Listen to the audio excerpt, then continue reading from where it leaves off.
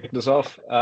Yeah, good evening, everyone. Thank you so much for joining us, wherever you might be joining from. If it's your first event, welcome. If you're also a part of our other events with Roger Mitchell or maybe anything else, good to see you again.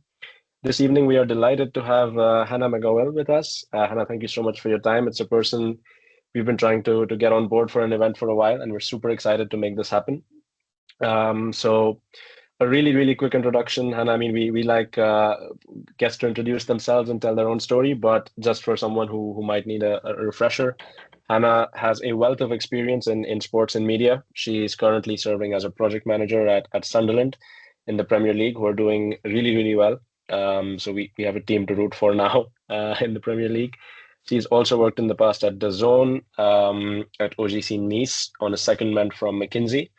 And before that, she also worked at Microsoft. And the purpose of this event basically is to go through Hannah's career, her personal journey and professional journey in sport. And once that's done, also to get a good understanding of how exactly one combines strategies on and off the pitch in sport, but mainly in high-level football, which is a topic that is discussed a lot in the media and in very casual terms. But it's rare that you find someone as experienced and someone as good at doing that as Hannah. So Hannah, really excited to have you. Floor is yours. Feel free to tell us a bit about yourself and your personal and professional journey, how it started in sport, and yeah, all yours for the intro. Thank you so much for the introduction, Anu, and yeah, it's a pleasure to be here. As you said, it's quite rare to have the opportunity also to discuss with people on the field. Usually you have journeys of people that are already at C-level or owners of clubs. So yeah, I think like my journey starting, and also maybe we might have some students from HEC here. So that might also be something easier to relate. As effectively you mentioned, so I started my career working at McKinsey. I didn't plan to work in sports, actually. So yeah, as most students, of course, in business, especially you have mostly two options where you don't really know which industry you want to work in. So it's either strategy consulting or finance. So I picked strategy because at the time really wanted to have the opportunity to work abroad. McKinsey was one of the easiest ways to do so. So really started to work in very different types of industries there, mostly at the beginning in banking and retail. And then after a few months, had the opportunity to start working for a sports retailer, actually, in France and abroad. It's really where I started to have the feeling that, yeah, there's something specific here. Those industries, especially sports retail, are quite mature, actually. Was working mostly on digital topics at the time, also with my experience at Microsoft. So I was like, okay, there is really something here. The companies are performing well. There's growth here, so it's quite interesting because most of the times you have people talking about consulting firms more about cutting costs, which is not the most interesting part. So having the opportunity to work more on new projects, new brands for the firm was really interesting. And yeah, at that time, after 1 year and a half, 2 years at McKinsey, I was like, that's probably an industry I want to work in, but I'm not so sure. So I had the chance at the time to have a chat with one of the people that became my mentor, which some of you might know, which is Achille de Roglodre, which worked at the time, like 1 year before, on a 1-year secondment for Toulouse football club. We received it. We had Achille as a guest last year. If you see this part, hi Achille. Yeah. And yeah, I would suggest to anyone to just have a look at his journey because he's super inspiring. I'm now working at Chelsea in finance. So, and he told me at the time, just have a go. The secondment opportunity in consulting is great because you leave for a year, but that's quite secure because you can come back. So I had the chance to have with him an introduction to Fabrice Bouquet, which was also an HEC alumni, who was just appointed as the new CEO for OGC Nice. And we had this discussion, like he wasn't really looking for someone, so that was not a posted job. And it was like, yeah, just arrived, would need someone to help me structure the club, recreate the strategy, and be sure that we make it really operational. So yeah, I joined for a year working on this, both on the strategic and on the operational part, and had the chance at the time to meet the sporting director, first on topics related to the transfer windows. Started work then on bits on other topics, academy audits, that kind of stuff, which created the relationship with the sports sides. And yeah, just to make it short, left after a year because the project was not the same. You might also know the situation of Nice now, unfortunately. Came back to consulting for a year, mostly in media and sports. Then, just took the leap, leaving for DAZN, which at the time was, people would say, quite brave, because the situation was not good. There was this difficult situation with the league and the French TV rights. And this summer, just had a call from the football director here. It just, I have this project in Sunderland. Do you want to join? And now working mostly for the football part as a project manager in Sunderland.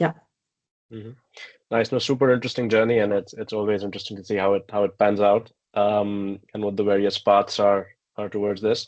And I think the next sort of question that we have is follows on from your journey, which is that although you're fairly new to sport, you've already worked in a variety of domains within it, with a broadcaster at DAZN, in a similar in a club-centric role at Nice, and now the same at Sunderland. And of course, you have an experience and the knowledge of how all of these things intertwine and how different facets of the industry work. What are the sort of differences that you've found working across these sorts of organizations? And is there one that you've come to prefer? I mean, I guess you were at a club, went to a broadcaster, now back at a club. So one can assume that it's the club side. But what are your sort of personal reflections on the differences that lie in these organizations? There are big differences. I would say the main one is the level of professionalization in operations. And mostly you have like two sides. In one side, I would say clubs and probably leagues as well.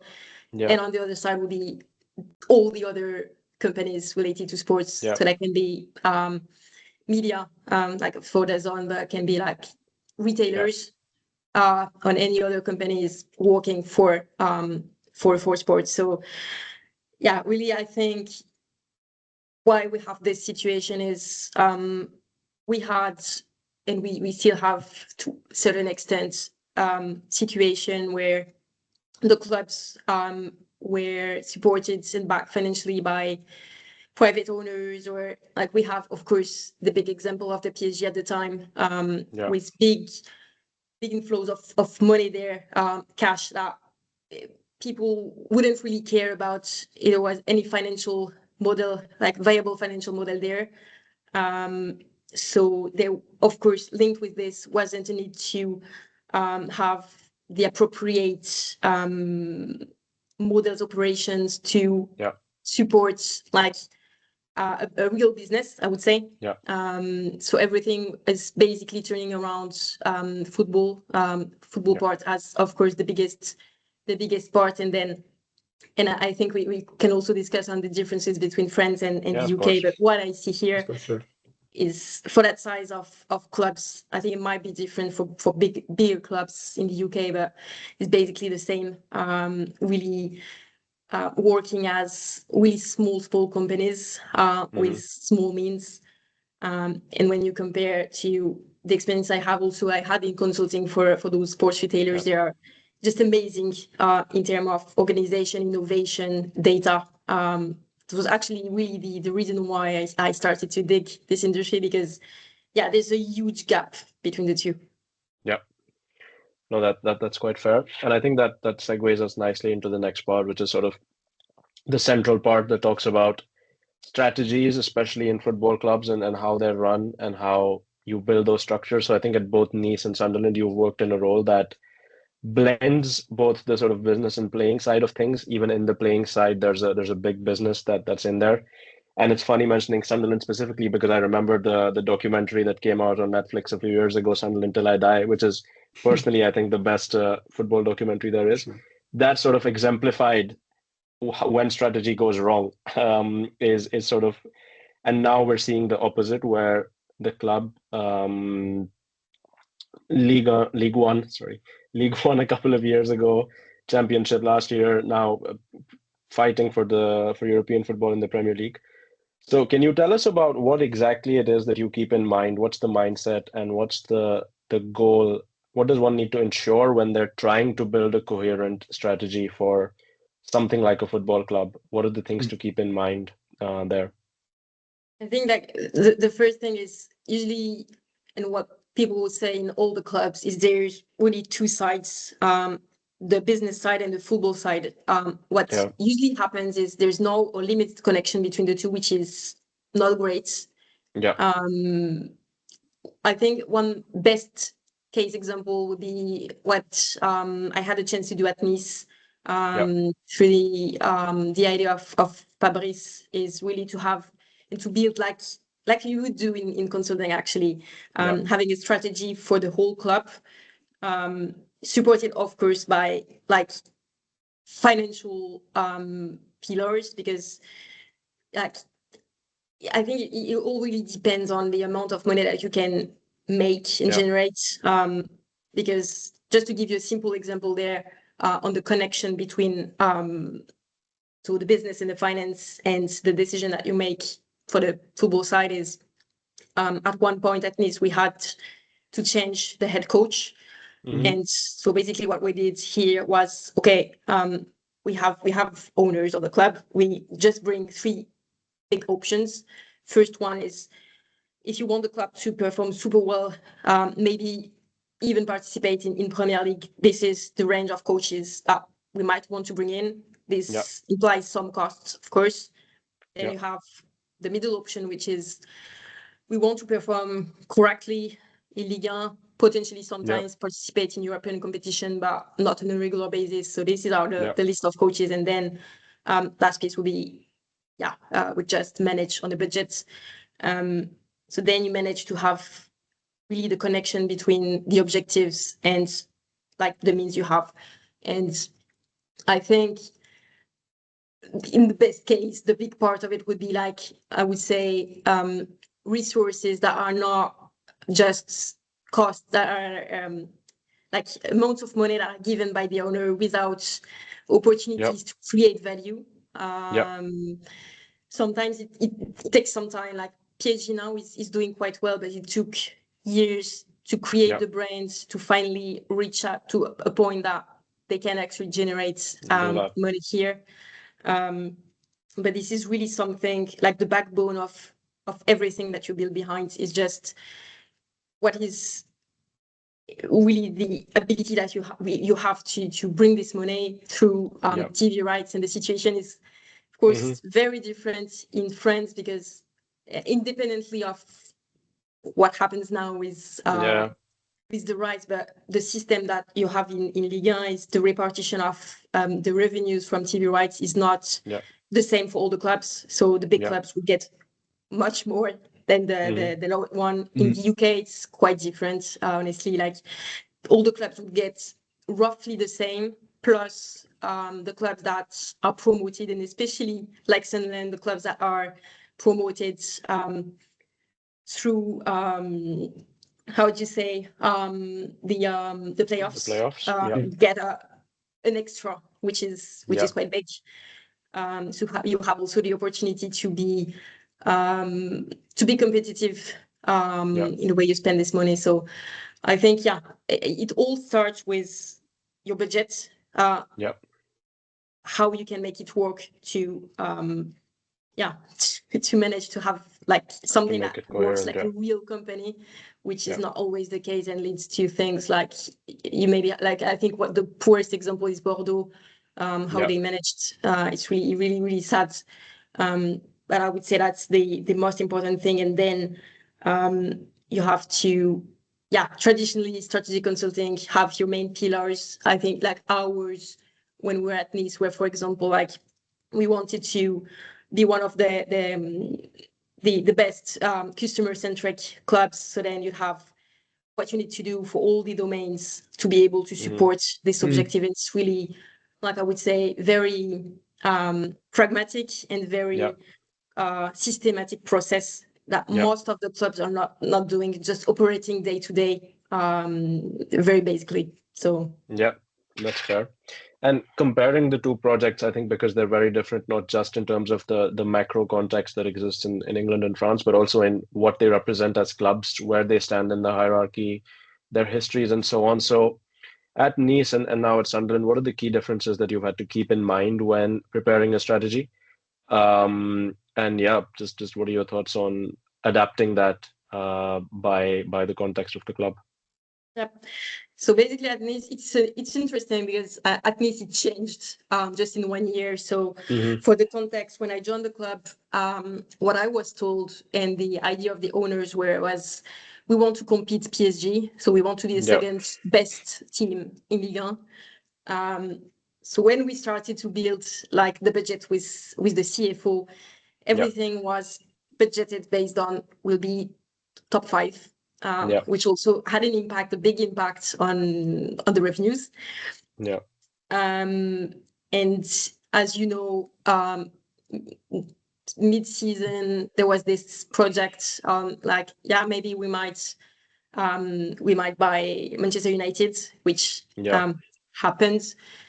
So luckily in a way, we were informed of that possibility during the season. So of course we adapted the budget, we adapted the plan also based on this. I think now it's even worse. I think the thing is, I would say the core priorities that we identify would stay the same. So the guidelines that we gave to the department's owner would be the same, but of course they would have to work on a lower budgets for this. We were just conscious that the objectives that we had, like for example in terms of attendance to the stadium, that kind of things are also related to the results, would be impacted. So we just took it specific attention to it, especially to commercial revenues, that we might not reach the targets that we had at the beginning of the season, of course. But this, I think this first case was more how do you manage to adapt the budget and the plan on plan that is decreasing? And just I had a look last week, and I think it's super sad, but I think it's one of the key also indicators of like the value of the club is when I was at Nice, the squad value was roughly 270 million euros. Now it's like 100 million euros less, which is super big. It's increasing, super big difference. Here, as you mentioned, so the club in Sunderland just in a few years grew from League One to Championship, and now after this summer to Premier League. So the club was bought by Thierry Louis Dreyfus, which is known because his family was also linked to Olympique de Marseille. His idea, and I would think it was a great opportunity because the club it has a legacy. Being in League One, it was valued way less, of course. So I think it's that kind of opportunity that owners are looking for. So I think the club managed to improve in a sports perspective. It didn't have much increase in terms of like in the business side, I would say. So discussing with the CEO, we really identified this gap in terms of business performance and expectations and the bar, the quality that you want to achieve in terms of business activities. But here, the great thing is we're backed. Of course, the revenues are not the same. So Just to have an idea for this, same using the squad value. Now I think we're really in the bottom of the league in the UK because it's super competitive. Yeah. But with the squad value that we have now in Sunderland, would be top 4 in Ligue 1 in France. Yeah. So it's quite complex because I think here in Premier League especially, it's quite hard to be competitive. You have to pay a lot for players. There's limited rationality as well on how much you pay for the player versus the real value, which is something that we can also discuss, but it makes it even harder. Yeah. But yeah, the project grow and really wish to be here for the long term to make the club grow. So yeah, 2 different perspectives. Yeah. I think I know if you let me, like, there's a great balance at Sunderland because you talked about the legacy, and for example, the Netflix series show that it's a club with a strong identity, a strong history. You can compare it to Lens, for example, in France. But over the past year, and since Kirill Louis-Dreyfus acquired the club, it's mostly seen as a young club for youngers. Like, your team is super young. I think the oldest guy is the captain, Granit Xhaka, and even, I mean, the executive team, you're an example of that. But the owner, Kirill, is as well. He's 28, if I'm correct. So how do you balance the fact that you have an asset that is super old with a great legacy, and you kind of modernize it with the team? Was it like voluntary, or it just happened like that? So it's super interesting, I think, and linked with the legacy, I would say also the support that you have from the fans here. And Lens is a very good example for this as a comparison. But basically, the stadium was all like it was full last year in Championship. And the stadium is quite big here. So it's something that we wouldn't see in France. Like, people wouldn't care here, and players from the region also say it, but you have, like, people here have mostly the club as an activity here. That's, and I think most in the UK you really have this football culture as well, which also helps a lot. Regarding the age, so for the players, the thing is, in the past years, the main reason why the squad was quite young was actually because the club didn't really have the money to buy good players from abroad. So exactly. So actually, even last year we had a great, I wouldn't remember the exact number, but we would have a high number of minutes actually in the Championship played by players from our academy, actually. So of course, younger players. What changed this year, where you'd say, like, you have the ability to bring older players now.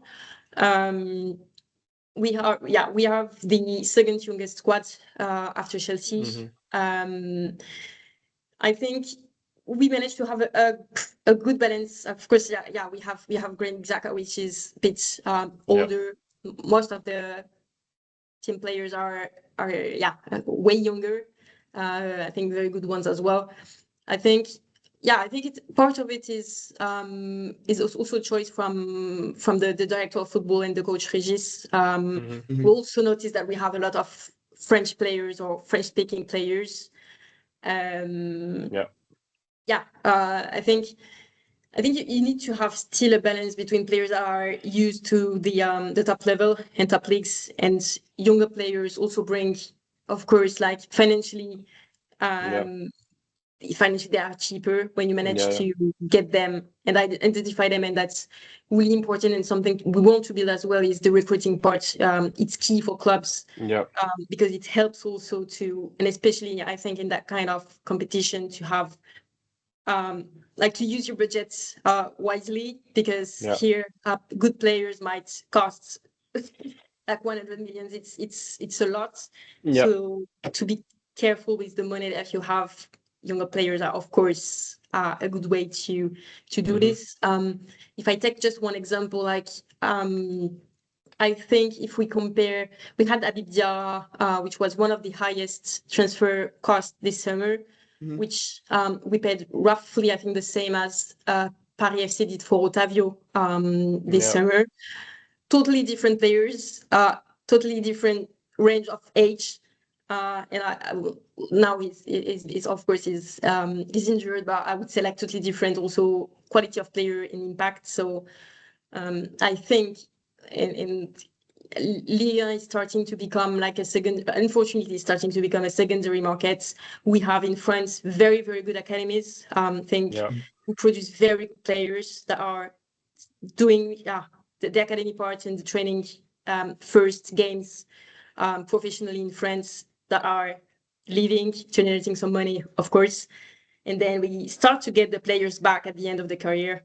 Like we started also this year with Giroud, for example, in Lille. Or so yeah, I'd say like it's very different also context and setups also due to the money because French clubs don't have really other choice to be financially viable. No, that's quite true. And Luca, interesting that it's a young club, and I think it's also a rare example of a very French setup in top tier professional football outside of France, because you see a lot of clubs with German hierarchies or Italian hierarchies. I think this is one example where top to bottom it's quite French, which is quite nice. And yeah, I think going straight to the point that you mentioned about young players, I think is super interesting because the going approach in football these days seems to be what we term as Moneyball, which is I think best exemplified by maybe Brighton or clubs like them, maybe Benfica, Salzburg, all of these clubs that rely heavily on talent sales, and which also entails that you sign Brentford, of course, yeah. So essentially, the idea being that you sign young players and you try to sell them for a profit. But I think we're also now starting to see, especially with the type of business that Chelsea does and a few other clubs, that younger players now have a big premium on them. And so certain teams are now starting to default, perhaps like Marseille, because Pablo Longoria spoke of that recently, where they're trying to go for players like Højbjerg or Aubameyang, who may not be that young, but can still deliver that. So what are your personal thoughts on just that approach of obviously the club believes in it, but do you think that we are starting to reach, like, I don't know, peak Moneyball, or are we starting to reach a point where a different strategy perhaps is required as an industry because young players are going to be so expensive? On this, I think the market will adapt in any case. The thing is, usually what happens is when clubs start to show interest for young players, and especially when Premier League clubs will show interest for young players, agents will just compare the offers, say like, okay, we have another offer here. The price of the players will increase. I think, but I'm not sure this would be very specific to young players. What impact I see is there will be a focus on even younger players and bringing players just out of the academy instead. That's something that I also start to see versus bringing young players that already perform in the professional level. So that's one trend that I start to see here. On the other side, it's worth also remembering that there would be still cheaper than good players bringing players like at peak age. So I think that really the key here is how you manage to reinforce your scouting structure. And I think like the example mentioning Moneyball is good because it's totally this. It's how you manage to spot the players that are matching your game model and are maybe less identified by the other clubs. So in countries or in through competitions that are less targeted by the clubs. So for example, like of course, if you look at the last summer transfer window for Premier League clubs, most of the players that they recruited were English players. And then you had the traditional France, Germany, Spain that are the most frequent. And then you have like one player from Colombia, one player from a couple of from Brazil. So that's, I think there's something here that's also trying to develop in the club to identify and put efforts actually into secondary markets to be able to identify players that are less observed by other clubs, but it's quite hard. I think it's really interesting. I know that you mentioned Moneyball, and I think what's interesting as well about Moneyball is like the data-driven approach, and for scouting, but as well, I think over the past years we've seen really like I mean, an institutionalization of data when it comes to management of clubs. That leads to my question, Anna. How do you use data at Sunderland, and have you seen any difference when you were at Nice during your secondment during those years that passed? I would say a bit more here in Sunderland. So you have actually, like, if I have to map it, like you have two areas where you should use data. Actually, I think the first part is the business side, and I think for this, everywhere I look is quite bad. At Nice, the issue is, and I think it's more core to the industry, like core to the clubs, is a lot of people working in the business side are football fans. Some of them, and maybe more in France, but are people that have been there for a long time. So they say that, okay, I know the fans, I know the customers, I know who is going to the stadium.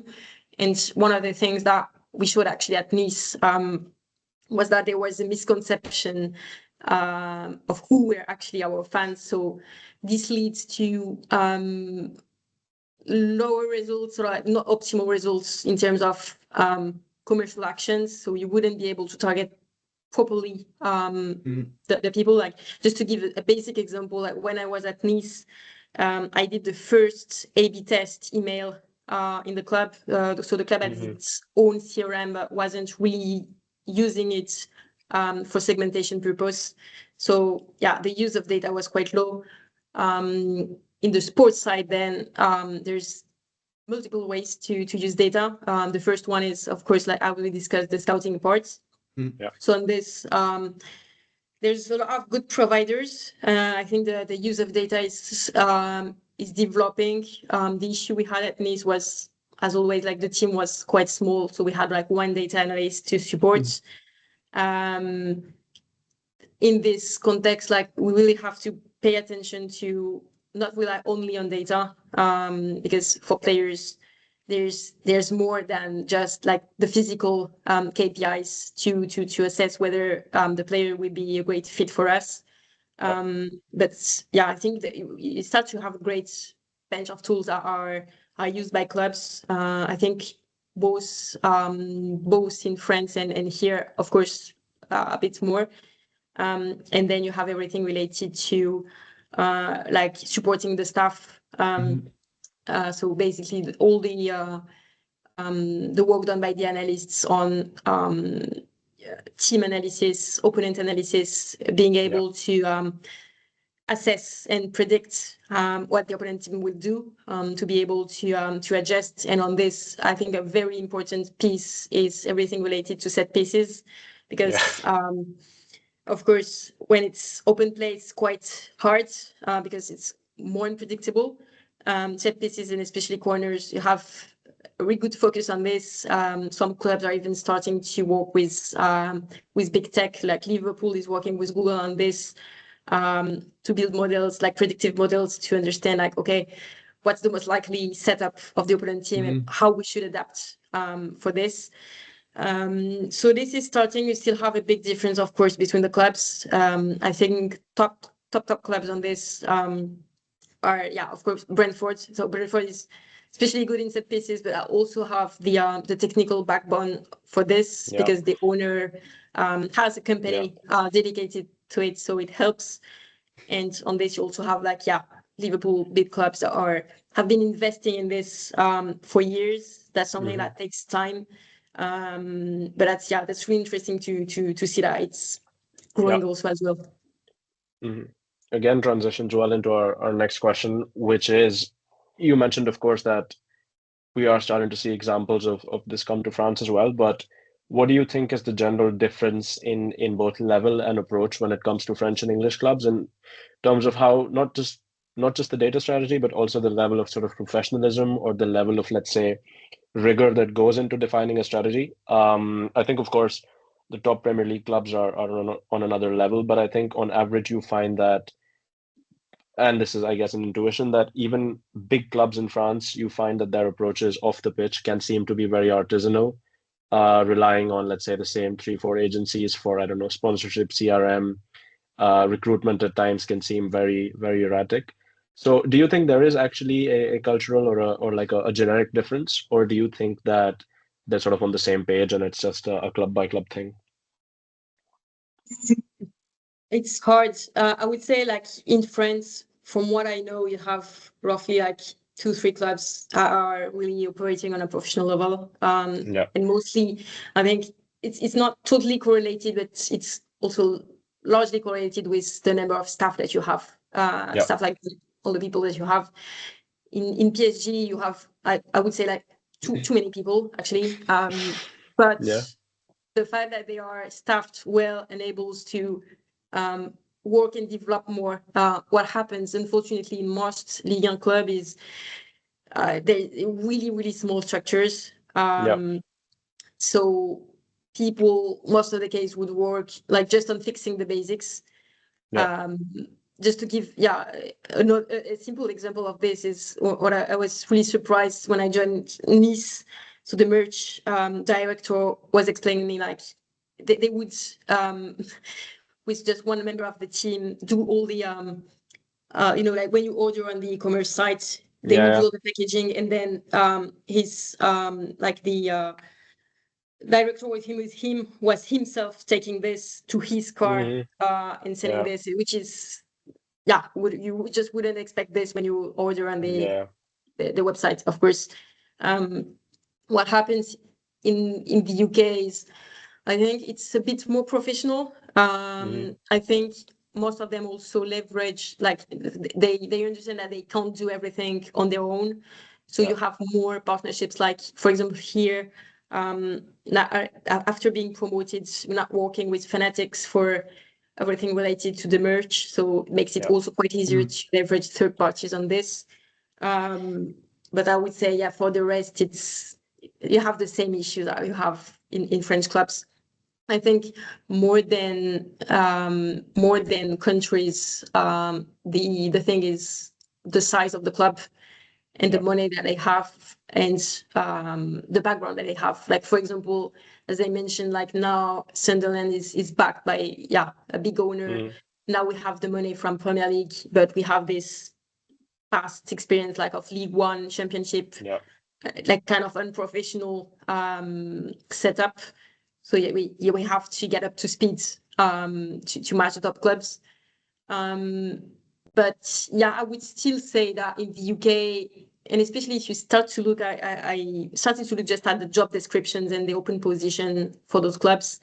And you start to see things that are quite interesting. Like, for example, like on the scouting piece, some of the top clubs, like Crystal Palace, I think, was hiring someone to take care of managing all the data for the recruitment department. So you start to think that, okay, there's something here that is starting to be professional and they're starting to build the organization properly. So I think that in terms of data, there's a bit more maturity here. The teams are in average more staffed, so they are able also to feel this and start to build things. Another part that I found quite interesting and is not only specific to football is often the driver is on the sports side. That's what happened actually for Formula One, for example. And it was a bit more specific because you need technology here. But the fact that you had invested so much into developing the technology, the data part for the sports side also has a positive influence in the business side, which we've been seeing now from some years for Formula One. And I think it's also kind of the same here with the increasing needs and the demanding, because it's quite demanding that people in business sometimes don't understand like the rush for everything, because when you're working in football, like it's just weekend after weekend, so the timeline is quite short versus traditional business projects, which are a bit longer. But that creates also an emulation and some means as well for the business to develop. That's fair. And we have another a question coming up on, I think, the general perception of I don't know, off the pitch workers and how that's functioned. But I think one question I have that's more on the club and the media side is that at a club like Sunderland, in a country like England, at a league like the Premier League, where media attention is just microscopic. I remember when Louis Dreyfus, I think he was 22 when he bought the club, in the position that they were in, where they were nearly getting relegated from League One. To what extent do you think media and fan expectations play when you're defining the strategy, both at Nice and I guess now more so at Sunderland, because these are clubs that are often very passionate about their identity, both when it comes to what they represent off the pitch, which often leads to, let's say, frictions where you have foreign owners coming in and they take over a club. And I mean, yesterday there was a news piece about the owners of Sheffield Wednesday trying to buy Sheffield United and merge it as one club because they just did not know that the context, which is frankly insane. But also things like media scrutiny, where you have like Fabrizio Romano giving you like updates every second. To what extent do those things impact your job? Are they just white noise, or is it something that you really have to factor in when you're working? I think you should always stay away from this. Like, because most of the time, actually, it's the same for everything. It was, I think that the best case for this was DAZN, actually, between what I read in the press and what was really happening and the discussion we had with the league. It was two different worlds. I think the only thing that you should listen to is fan expectation when you're working for the business side, because at the end, you shouldn't be just working on your own with your own ideas. You should always consider and listen to what people are waiting for. And then, of course, no one would be like, you won't be able to have like all people happy with your decisions, because and you can't communicate also everything to people. Like, you have to accept this. But I think it's quite different. Actually, I think in the UK, the interesting thing is people are more passionate about football and sports, but they would be less intrusive and like complaining. And the link that I have with the club is, I would say, healthier. Also with the fans, they would respect more the decisions, and they would be more constructive in their feedbacks in terms of fans associations. In France, it really depends on the clubs, but usually it's can be quite hard. Like, I think the worst case for this is Olympique de Marseille. When fans would, if the sports situation is bad, the thing that they do actually to the people working there is super bad. And can actually, it happened there, led to decisions made by the leaders, which are not always positive. So I think you have to listen, but mostly on the business side, less on the sports side. Because there's a lot of things of course, when you're outside, you can't understand, but also it leads also to make decisions driven by emotions and not with rationality, which is dangerous. Yeah, that's quite fair. And honestly, interesting to hear that you see it, I guess, the other way around, where it's actually a healthier relationship. But I think it does make sense that I think, although it seems like the general level of passion is higher in the UK for clubs down to the 5th division, which is quite crazy that it's professionalized to that extent. I think you don't have many extreme cases, which I think also is part of the regulation that went into creating the Premier League and sort of sanitizing the game. So that is quite interesting to know.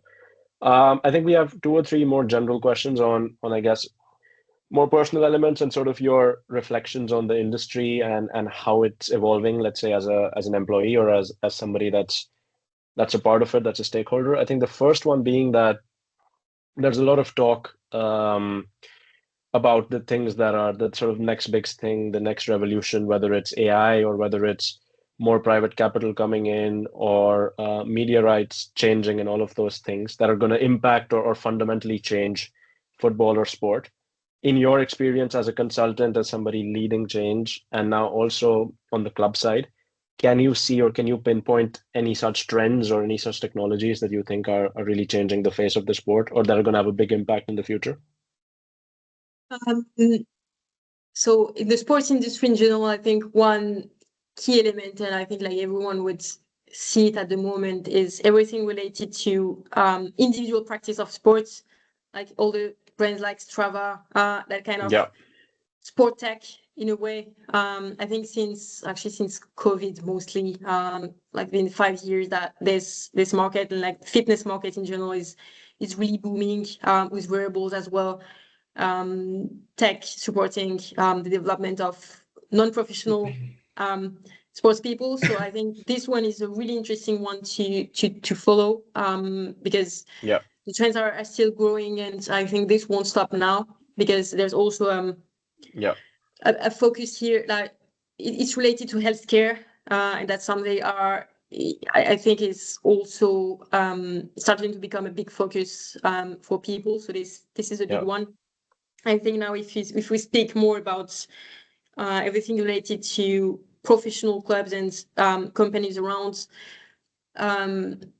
data, I would say yes, but I would say mostly on like how do you manage to use the data that club, like first maybe clarify and clean the data that club can have, help them collect more, and help them like have insights from this data. So you start now to have a load of companies, actually, really small consulting firms or people working in like that area, trying to support the clubs in bringing insights from the data. The difficult part, I think, on this, what I see a lot actually of this in France.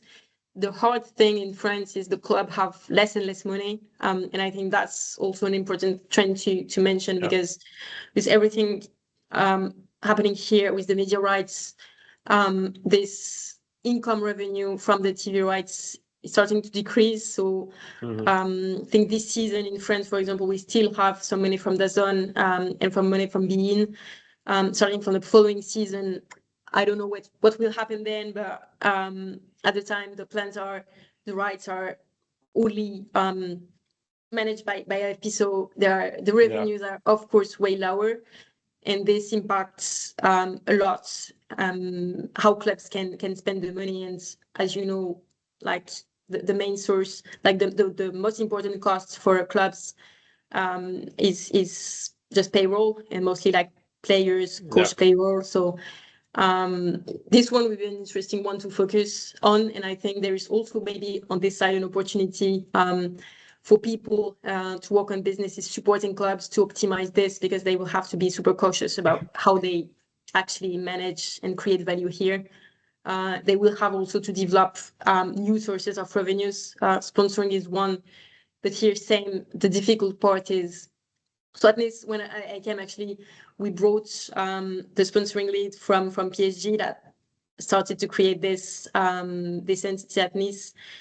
But difficult part is here. It's also related to the interest that people have in the competition, which is also not that big. Attendance in the stadium is very variable depending on the clubs. You have like Lens, for example, is super high. Nice is super low. And so I think this would be super interesting. I think in other leagues, like in the UK, you don't have this issue. The interest is growing, so clubs can also load in a way to invest in like more innovative stuff. And here, actually, the companies that are starting to grow a bit are more, as you say, AI related, more advanced analytics, especially for sports. And I think, say, when you have the decision on whether should I build something for the business, which is most of the companies are doing it now, versus for the sports sides, the sports is having like more money at the time, so it will be more complex project. But here, the clubs would be really willing also to have a support, because as we just said, it's the biggest cost, the players. So whatever we can build and bring them to improve the results on the pitch, or be more accurate in identifying the players to join, that would be a good business case. Let's finish with 3 personal questions quickly. Here at the association, we really fight something which is the pay in sports. You worked formerly at McKinsey, then in big tech at Microsoft, which are firms that are known for the brand prestige, but as well that pay above average salaries to attract top talent. Whereas in sport, we have this thing that firms they have the brand prestige, they're passion filled, but they leverage these to pay below average the talent. Here I think we're in a war of talents today, especially in AI, etc.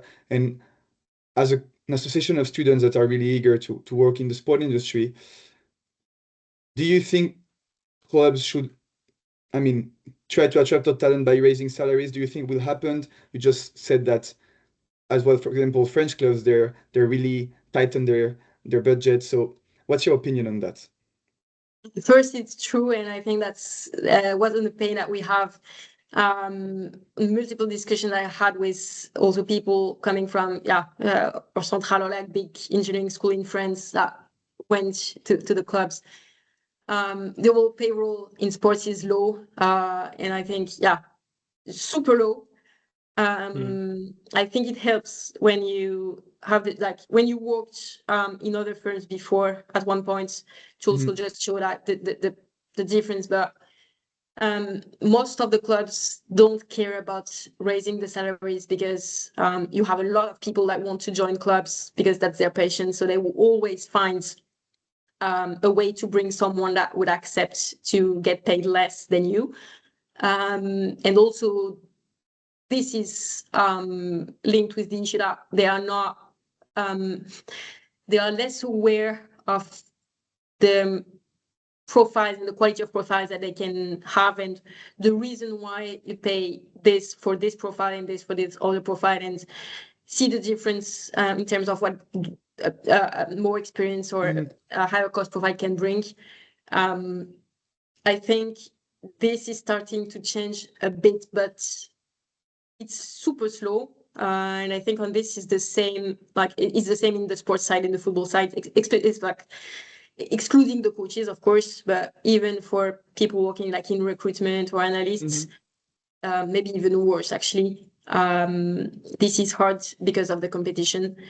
And also, I think the past is hard because, when I came out of school, went to McKinsey, everyone was telling me, okay, you'll see, at one point you leave McKinsey and then it will be easy for you to go to any company and they will welcome you and open doors. It's not the case because most of the clubs, they don't know what McKinsey is, except for now that we're going to have more private ownership of clubs with groups that know McKinsey, but else most of the people wouldn't know. So it doesn't bring any additional value, and it may be worse because they would say you've never worked in sports, so why should I hire you?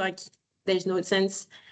But then comes the question: do you think you should have? Because before joining DAZN and Nice, for example, you hadn't worked in sports.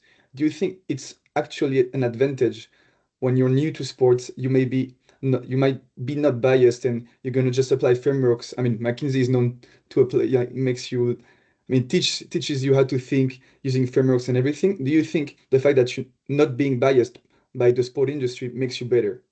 100%. And actually, one of the things that Fabrice told me before hiring me, because we had a very open discussion, and I told him I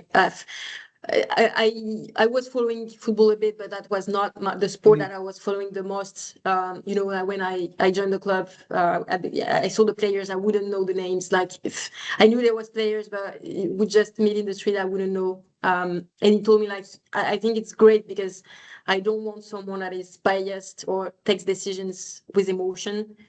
Just want someone to look at the data, look at the numbers, and plan the things with you can't have no emotion, but it's just data driven and not related to feelings. So it's totally an asset, and I think especially experience at companies like McKinsey in consulting, for example, really brings the frameworks, the methodology that most sports organizations, especially clubs, don't have. So I really think it's a great asset and something that clubs should be looking at when hiring people, actually.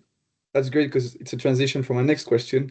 If you were in our shoes today as a student that's gonna like graduate in the following years, and that might want to break in the sport industry, what would be your advice? Going to McKinsey, or what's your opinion?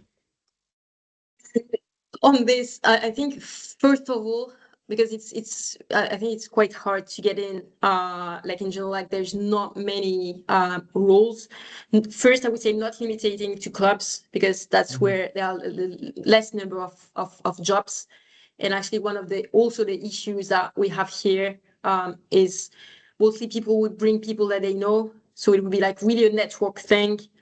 So it's hard to break in. So I would say at first start to look at other types of companies. So I have one person that I know now working at Ironman who started working in agencies for projects, sponsoring projects for brands.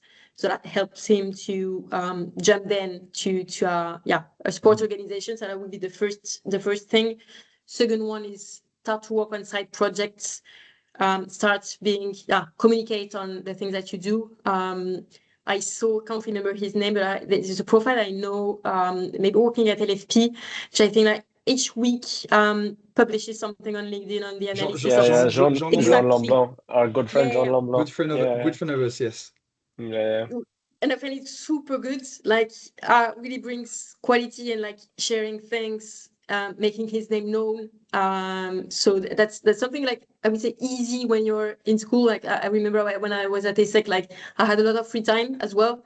So it's something that you can easily do along with your studies, and it doesn't have to be like, because it's something I still have now is what is the legitimacy I have now to speak about one topic. I think it doesn't really matter. There's no full expert on any topic in my opinion. Just have to start sharing things. People will agree or not agree, but it's not a big deal. Like worst case, like they will shout on the comments in LinkedIn, like who cares, honestly. But it really helps to get known. And you really have good opportunities when people start to see your name on LinkedIn.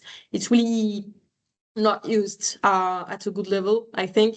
When I started, I remember I did some analysis on Formula One, just very basic studies and case studies on this, started to publish on this. That's how I started to get connected, and people began to talk to me. So I would say like being visible on this is key. And I see like most of the people won't do that. So if you do that, you're starting to be the 1% of profiles. And we really, because like for everyone working in sports, you have profiles every day talking like, hey, I'm super interested in sports, I'd like to join. You have tons of profiles like the same. So if instead you start like, okay, I start to show that I'm actually interested in sports, but not the fan side of sports. I'm like interested in the business side, for example, starting to do some research, trying to share. Then you can say like, okay, this profile is interesting, and I'll support him to develop. So I would say if I had an advice for a student now or people that is not actually working in sports at the moment but wants to transition is, make yourself visible, communicate on this, show that you actually want to work on this with proof, because it's really what makes a difference. Great. And last question before the Q&A session, what would be the guest or like the guest that you would like to see in our future events? What would you think would be the best guest? You already had Achille, so I can't pick Achille. We can have Achille again. We can have Achille again. Hard one. Did you have Thibaut Tremieux? I don't know if you know him from Boost. If you have someone from Boost, it's like someone that did his profile, like all his journey. He started at HEC as well. Then he worked a bit for agencies, transitioned a bit to the football side, and now he launched his company actually in supporting people to find their journey in sports. Is really great profile and has the experience also as well on seeing people transitioning. So we think it would be a great fit. Great. We'll take notes. And if you think Kirill or the sporting director, if they're ever interested, please don't just keep that in mind as well. But yeah, first of all, thanks again, Hanna, for the wealth of knowledge that you've bestowed upon us over the last hour. We have quite a few questions in the chat. Starting with I think the two most recent ones from Carl and Baptiste that go along a similar direction, which we just talked about, is how does one, I mean, you already said that starting in consultancy is a good way to get into the sports business. So the thing is, how do you navigate that transition? How exactly do you make it happen? And then Baptiste's question there, which is very valid, is that sports and football in general is a very closed and a very who you know environment, hard to get your foot in there. So how then do you navigate that transition, both in terms of your skills and I guess also in how you network to get there if you have no prior background in sport? So yeah, first reacting to the last piece of the question, like in order to reach Yeah. high positions quickly, you won't reach high positions quickly most of the times. I think it takes time, more or less time, but it takes time. Yeah. I won't say that consulting is the only option. I think, Yeah. especially if you start earlier on with, if you have the chance to know that it's something that you want to explore, doing internships in the field is great and also helps to then transition. Yeah. I did not do that, so I didn't have this opportunity at the time. Yeah, I would say trying to have internships if you can, and to have internships, yeah, as I said, makes yourself visible, work on side projects, depending on also the job that you want to reach, because I think it's a key point, because I would say the first key question that you should ask yourself is, what is the type of job that I want to do, actually? Because you could do, like, you could work in a football club, like in finance, you could work in marketing, you could work in sponsoring. So would be trying first to identify the type of job that you want to reach. And then I would say, like, it's no big deal if you don't start directly working in clubs. Just to give an example, like the CFO of Nice was actually quite young, but he started his career in audit. He worked at L'Oréal for a couple of years, and then he transitioned in that field at Paris Saint-Germain, in a big team in finance. So he didn't have any big responsibilities at the time, but this year started to give him some, confidence in then, okay, I can apply to a higher position at Nice. So he reached out after 10 years, CFO at Nice. So that was basically his journey. So yeah, I would say starting with trying to understand a bit and using the internships, trying to understand the jobs that you want to do. And I would say it might be even better than what I did, because actually the issue, if I can say, that I have now and I had was strategy is quite generic, and strategy is something that is not easily applicable to clubs, especially if you want to work in clubs. I think it's easier in other sport domains. So if you want to work in media, for example, I had a strategy role at DAZN, but strategy is not usually something that you have in clubs.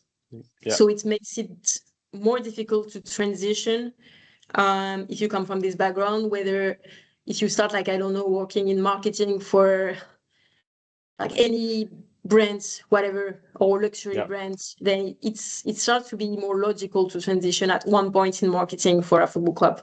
So I would say that's the main thing I would pay attention to have this consistency. Yeah, that's fair. That's a fair answer. A few more. We have like 4 or 5 more questions. Hanna, let us know if you want to speed it up. But I think we have around 20 minutes, so it should be okay. Next question comes from Tom, who wants an explanation on why Nice has been pretty shocking in European competitions while doing quite okay in Liga. And I think that there's also a general question there about if you think there exists a difference in squad building for Europe and squad building for domestic competitions, because we often see that distinction where I personally saw it in Russia in the past and even in France, where you think that the level of the clubs and the teams is quite high. On paper, the squads are evenly matched. But when it comes to the coefficient, France is sort of lower or other nations end up doing better. Do you think there's a systemic reason there, or do you think it's simply bad luck or something like that? I would say there is limited bad luck when it repeats. And actually what we see is, the thing is, they're doing pretty well in Ligue 1. I wouldn't be 100%, like I wouldn't agree. They're not really doing quite well. That's quite difficult. At the time when I was at the club, it was okay, honestly. But we say like, if you look at the top four, that's what one study that I did when I was at Nice, you have a very strong correlation between the squad value and the league ranking. We have some exceptions every year, like one or two clubs that I would overperform or perform way less than they should be. Like one example I think in Premier League this year is us. I think at one point, the bringing some rationality in this, we won't stay. Like I hope we will, but there's big chances that we won't, because that's just how things are. So Nice was like mid-table club. At the time that I was at the club, we were performing approximately the same level. Like if you compare the rank in Ligue 1 and the rank in terms of squad value, would be roughly the same. But now talking about European competitions, there would be two things.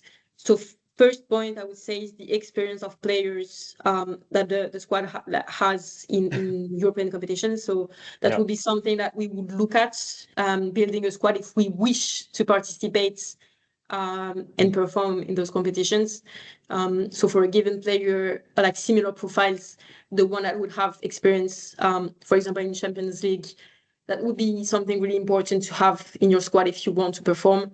But now, taking back the example of OGC Nice, we're like, I think my first answer would be like comparing to the other leagues, like Ligue 1 is not the best league. So even mid-table Ligue 1 is not mid-table in like top 5 leagues. So that's the first point. Now, Nice also lost against really small teams. I think here it's something more like would be more team mentality issue there. Like taking again the example of Nice, we had other issues than just the core level of players in terms of mentality, in terms of how players would fit together, in terms of maybe tactical choices.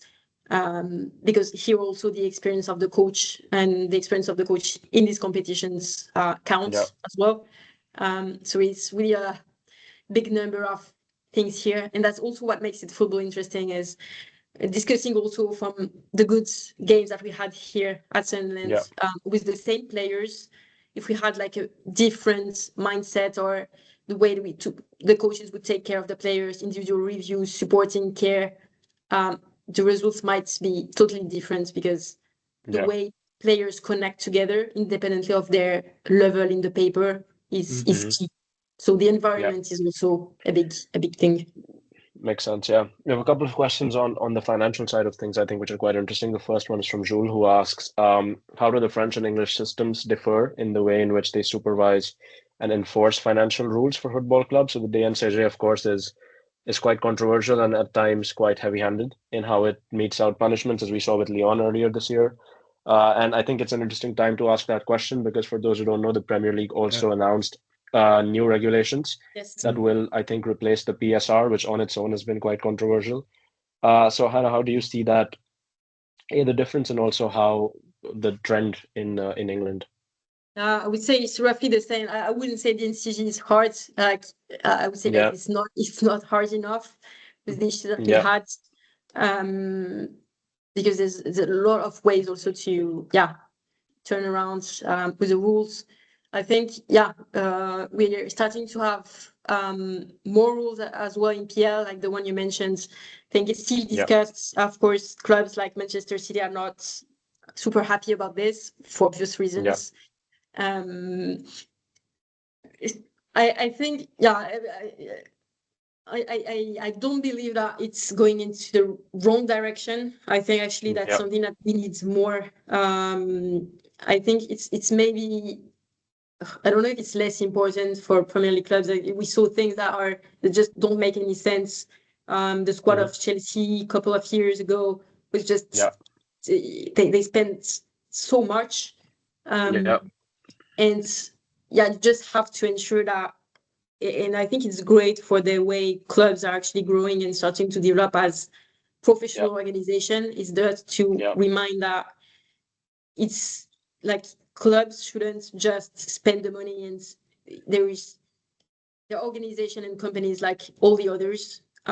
So from that perspective, you just want to be sure, independently of, because there's always the topic of financial fair play, or do we want to have all the clubs competing with the same things. It's not so much about like being fair between the clubs, but just being sure that we don't operate at a loss, or not that much, or at least we want to reduce this to be able to have companies that are working properly and avoid bad situations.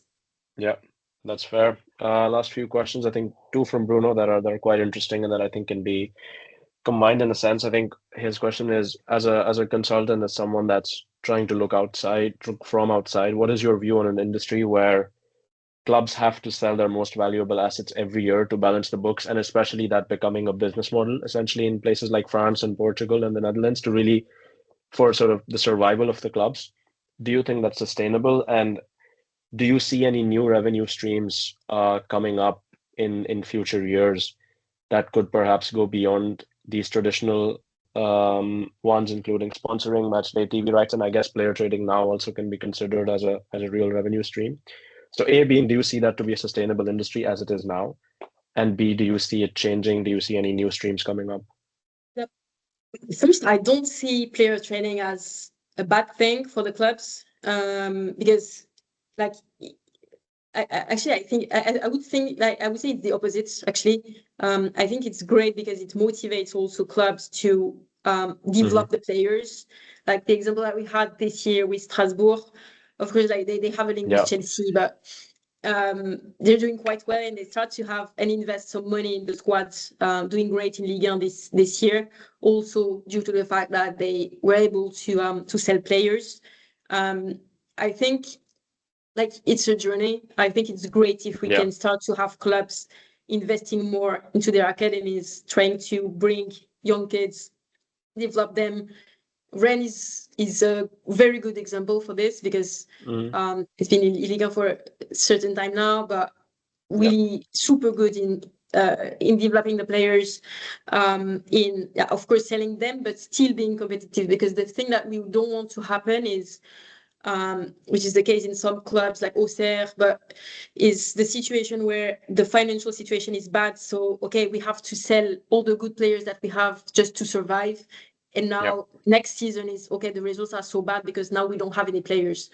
I think a good situation is clubs like Rennes, who are developing constantly players. So every year they would have young players, talented, that would spend some minutes developing in Ligue 1, and then of course at some point, and maybe earlier every year, but then starting to move to other leagues and clubs, bringing money to the club that can then use the money to do it all again. But the club would stay competitive. I think this is a very good model, and I think on other parts where this is more French related, I think it's also great for the French players to have the opportunity to develop in top clubs. Also improves the competitivity of France as a national team on this, especially like if we compare to Italy, the number of minutes played is decreasing, and also the performance of Italy in like World Cup now is quite bad. So it's great. I think great also for the national teams to invest in academies. But you want to avoid the just rush situation of we sell everything because we need to bring cash back. And then on the second part of the question on other source of revenues, TV rights, I think is hard because it's not something that is directly in the hands of clubs. I think it could be a 2 hours discussion on this, but when I was at Nice, honestly, we didn't talk at all about TV rights. It was just a given on the budget. So that's also why I found it really interesting working at DAZN. And you had this topic about, clubs are not working enough with us, but because it had never been the case. Because it was just this culture of, okay, we have this money, it's a given for you, so you just receive it, it's just a line. But I never had any discussion at the time on how we should support to have better images, how can we improve the experience of viewers. It was just not the case. So of course, when a year the situation started to be bad and we need clubs to do something, they wouldn't know what to do actually. So in France, this is of course decreasing. So the clubs also started and should be started to develop other sources of revenues. Academy and selling players is one, but academy takes time. It takes years to build your pipeline of players. So in the meantime, as mentioned, sponsoring is one issue. Of sponsoring is of course linked to the popularity of clubs, to in some cases to viewership, to attendance. It's hard, but it's definitely something that clubs should develop. Some clubs like Nice, for example, 3 years ago, they didn't have a sponsoring department. So all the sponsors, if you look, was just Ineos Grenadier, Ineos, now it's been developing, so it's good. Other clubs should do the same. I think in France and internationally, a funny fact is in Sunderland, there was a joke in Twitter during the summer, just to pick for Mexican people their favorite club. And it happens to be ours, and that people started to buy jerseys, be super active in social media. That's just crazy, just random thing. But I think definitely for clubs try to professionalize all their other operations, like commercial match day. Match day is a thing. There's also a discussion on whether clubs should increase the price of their tickets. I think most of the discussions would lead to, for general entry tickets, stay the same price, because you have an issue of bringing people in, but then having more price variation for the hospitality parts, bringing more service and then developing your offer. But definitely. Fair enough. Thanks. On the last 2 questions. Super interesting one from Yassine, actually. He asks, is there one aspect of how UK clubs operate that you think French clubs could take inspiration from? So I guess if one thing you could just transplant overnight. And I think a fun addition to that is, do you think there's something that goes the other way? Do you think there's an element of French football or French clubs that you think you would like to see more of in the UK or in the Premier League? Interesting one. I would say from French, from things from UK clubs to French clubs. I think here people are more open to different journeys from people, bringing people in with profiles that are not just, I know someone and it's been doing the same for 20 years, so let's bring that person in. And also linked with this, the openness on data innovation that we don't have that much in France. So it's definitely something that French leagues also should take. On the other side,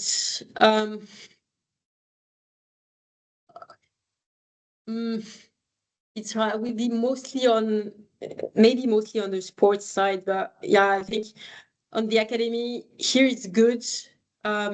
But there's something that I don't know, I wouldn't be able even to describe this, but there's something in France that we have in the way we develop players in past. Like if you see the results, for example, of England in international competitions, although they have individually very good players, they don't manage to get to the end.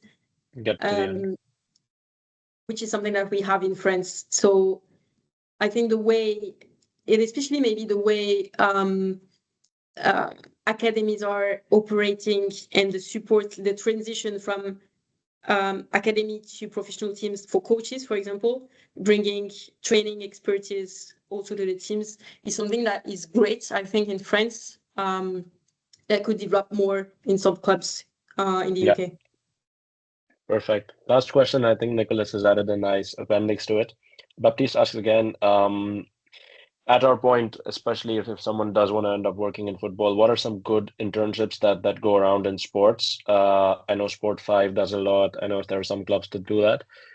Do you have any recommendations there? And then Nicholas with, I think, a very direct and a very good question. Is Sunderland part of that offer? Are you currently looking for interns? So yeah, feel free.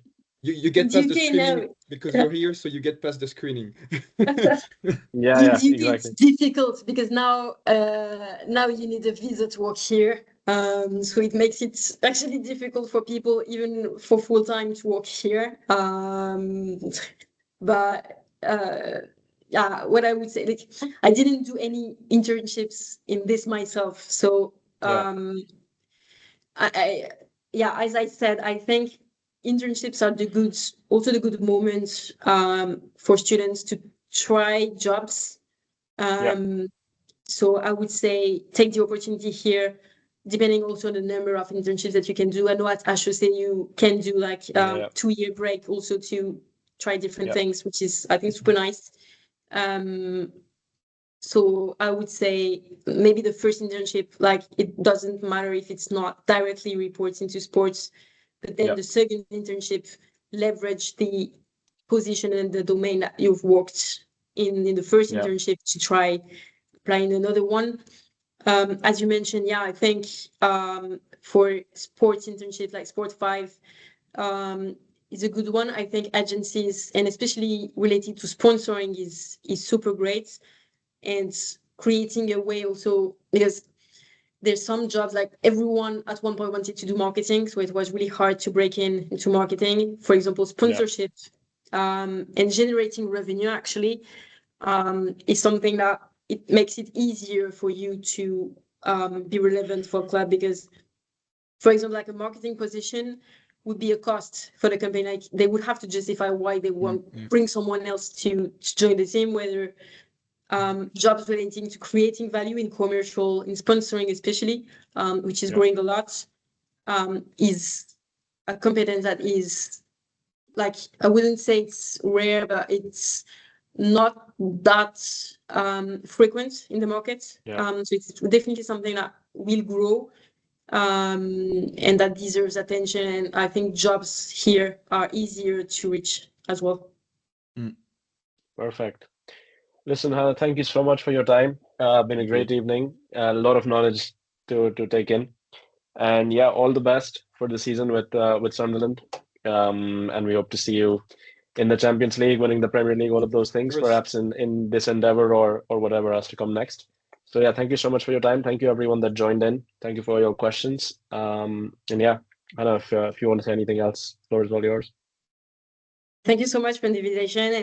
And for everyone really wanted to work in the sports industry, it's not an easy one. Sometimes it's also big personal decisions, but I think it deserves to be discovered. And just remember that it's really jobs applying to sports. So I would advise anyone to just develop their own knowledge and toolkits into specific fields, and then it makes it way easier to transition to sports. So yeah, and it was a pleasure to be here. So thank you so much to everyone. Likewise, thank you so much, everyone. Have a great evening. Thank you so much. Bye-bye. Thank you so much, everyone. Bye. And feel free to follow us on LinkedIn and Instagram. Bye. Yeah, and Hanna too. Yeah. Bye. Of course.